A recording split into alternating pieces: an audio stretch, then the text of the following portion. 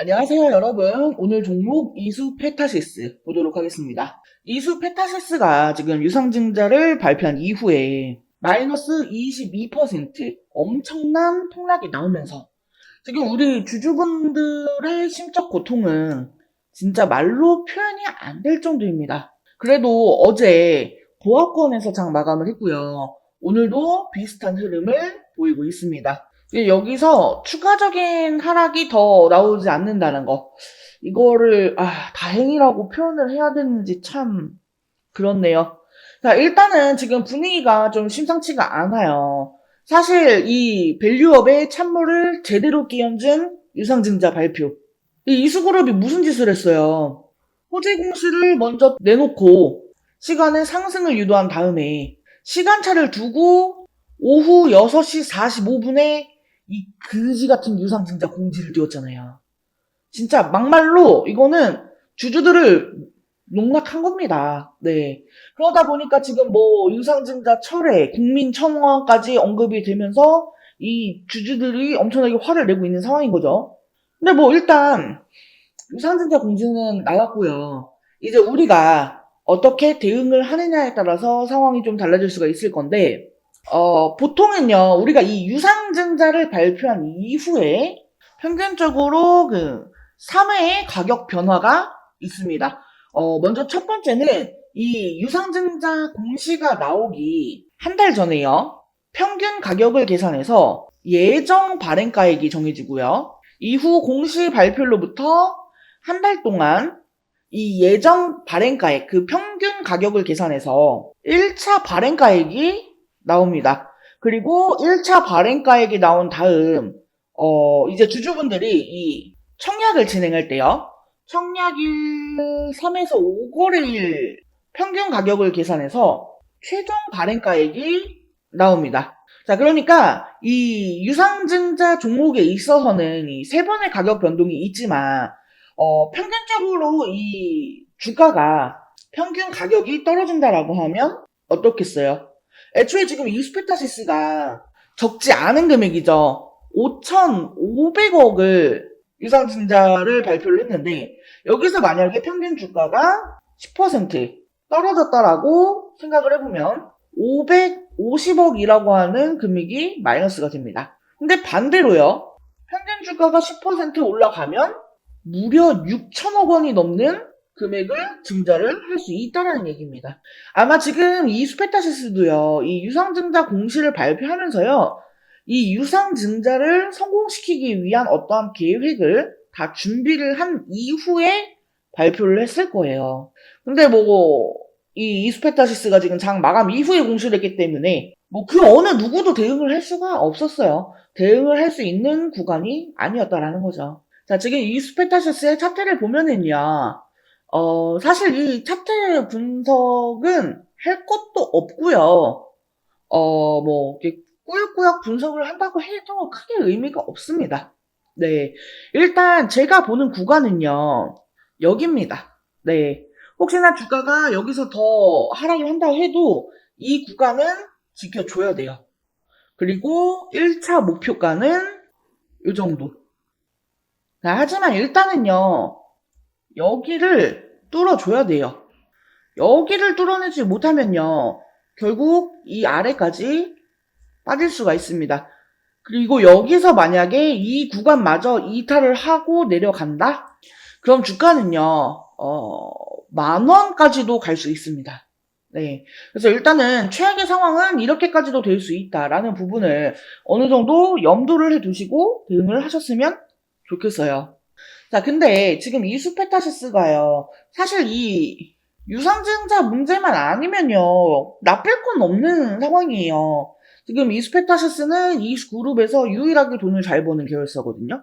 이 PCB 반도체를 기판을 만드는 그런 반도체 제조업을 하고 있잖아요. 엔비디아와의 연결고리가 있어요. 그래서 제가 이전에 이스페타시스 영상 찍을 그 초창기에요. 이 엔비디아와 관련한 찌라시 언급을 했었잖아요. 뭐 이제 엔비디아의 지분 투자라거나 이 나스닥 상장 이런 이야기들 오고 가고 있더라고요. 네. 그래서 일단은 지금 앞으로 얘네가 어떤 식으로 이 대응을 해 나갈지 그것도 좀 봐야겠고요. 살펴보니까 뭐 이것저것 발표하고 회견하고 나름대로 이 일정을 잡아둔 게 있는 것 같은데 그런 부분들을 좀 파악을 해봐야겠죠. 자, 그렇기 때문에요. 지금 우리는 이 이스페타시스와 관련해서요. 이 정확한 저점에서 이 매수 타점을 잡아가야 되고요. 또 이 실시간으로 관련된 정보들을요. 빠르게 확인을 하는 게 가장 중요합니다. 자, 그래서 관련된 내용들은요. 제가 실시간으로 텔레그램 정보방을 통해서 우리 여러분들께 공유를 드릴 거예요. 이스페타시스와 관련된 각종 뉴스, 이슈, 재료, 일정, 그리고 뭐 각종 얘네들의 어떤 회견, 해명 이런 거에 따른 또는 뭐 수급이나 각종 이런 이제 변수에 따라서 변하는 이 실시간 타점 대응 전략까지 전부 다 텔레그램을 통해서 공유를 드릴 겁니다. 그러니까 이 스페타시스를 단 한 주라도 보유를 하고 있다라고 하면 텔레그램 정보방에 입장을 하시는 게 도움이 많이 되시겠죠. 자, 텔레그램 정보방 입장 희망하시는 분들은요. 하단에 전화번호 있습니다. 010-7913-1671 여기로 숫자 5번 또는 종목명 가운데 페타라고 두 글자 메시지 남겨주시면 제가 초대 링크 발송해 드릴 수 있도록 하겠습니다. 자, 이 텔레그램 정보방은요. 별도의 뭐 입장료, 수수료 이런 거 금전적인 요구 일절 없습니다. 저희 100% 무료로 공유를 드리고 있는 거니까요. 부담 갖지 마시고 편안한 마음으로 메시지 남겨주시면 되겠습니다. 자, 그리고 영상 끝까지 시청해주신 우리 여러분들을 위해서 이번 11월 홈프로픽 대박 종목 말씀드리도록 하겠습니다. 자, 해당 종목은요. 유리기판 관련주예요. 유리기판이 이번 연도부터 조금씩 부각이 되기 시작을 했죠. 아직 양산을 시작한 단계까지는 아니기 때문에 본격화가 되기 전에 우리가 이 미리 유리기판에 대한 정보를 알아둘 필요가 있어요. 즉 투자의 준비를 해야 한다는 거예요. 자, 먼저 이 유리기판이 갑자기 올해부터 주목을 받게 된 이유. 첫 번째로 이 AI 반도체가 크게 대두가 되죠. 이미 오래전부터 이 유리기판에 대한 연구는 진행이 되어 왔습니다만 오버스펙으로 분류가 되어 있었습니다. 그런데 올해 들어서 이 AI가 확산이 되면서 다시금 주목을 받게 되는 그런 기기가 된 거죠. AI 데이터 처리량이 너무나 기하급수적으로 증가를 하게 되면서 현재 추세로는 이 고집적 패키지 기판이 필요할 것으로 전망이 되기 때문이에요. 현재 AI 반도체를 만들고 있는 대표적인 회사는 엔비디아입니다. 그리고 엔비디아의 AI GPU는 TSMC의 코어스 패키지 기술로 제작이 됩니다. 이 TSMC의 코어스 방식은 서브스트레이트 위에 인터포저라고 하는 실리콘 기판을 올리고 그 위에 GPU와 HBM을 올립니다. 여기서 이 인터포저는요, 각 칩을 하나의 다이처럼 연결을 해주는 역할을 합니다. GPU와 HBM 등 이종 반도체를 하나의 패키지에 집적하기 위해서 사용하는 별도의 기판이라고 보시면 돼요. 이 GPU와 HBM을 인터포저에 함께 실장하면 이 칩 간의 거리가 가까워지고 많은 양의 배선이 가능하며 실장 면적이 축소되어 칩 간 연결 속도가 빨라지기 때문에 데이터 처리 속도가 향상이 되고 전력 소모를 줄일 수가 있습니다. 그리고 여기에 칩넷 기술을 결합하면 생산 수율과 시스템 원가도 개선을 시킬 수가 있죠. 하지만 기본적으로 이 실리콘 인터포저는 패키징 비용이 굉장히 높습니다. 그러니까 앞으로 계속해서 이 AI 데이터 처리량이 늘어난다라고 하면은 그에 따라서 패키징 비용도 계속해서 늘어날 것으로 보여지는 상황이라는 거죠. 근데 만약에 여기에서 유리기판을 사용하게 되면 인터포저를 생략하게 되기 때문에 이 패키징 비용을 줄일 수가 있습니다. 그리고 더 많은 트랜지스터를 집적시키는 것도 가능하다라는 거죠.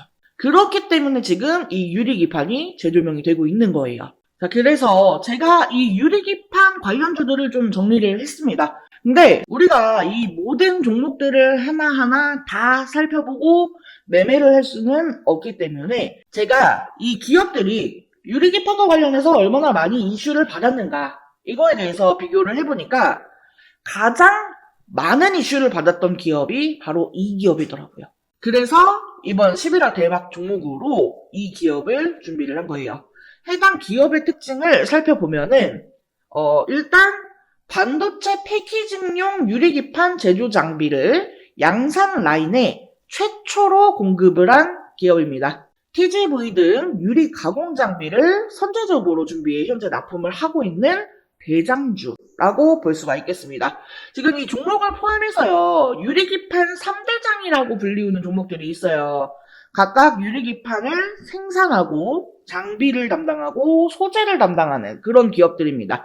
그리고 제가 준비한 이 종목은 이 중에서도 장비를 담당하고 있어요. 자, 게다가 이 3대장 중에 유리기판을 생산하는 기업에 TGV 장비를 납품을 하면서 이 유리기판의 가장 수혜주로 부각이 되었습니다. TGV 공정은요, 유리기판을 뚫는 전극 통로를 만드는 기술인데 이게 유리기판의 핵심 기술이거든요. TGV 공정은 세 가지 방식이 있어요. 레이저 방식, HF 애칭 방식, PNL 가공 방식. 이 회사는 레이저 방식과 HF 애칭 방식을 혼용해서 사용하기 때문에 유리 표면에 미세한 크랙을 줄이고 식각 속도를 향상시킬 수 있습니다. 이 크랙이 없이 홀을 만드는 게 제일 중요한 거거든요. 근데 이러한 부분을 두 가지 방식의 공정을 혼용 사용하면서 커버를 했다라는 겁니다. 무엇보다 이 글라스코어 기판 제조 공정에서 이미 4가지 장비나 공급을 하고 있다라는 점이 가장 대조되는 내용입니다.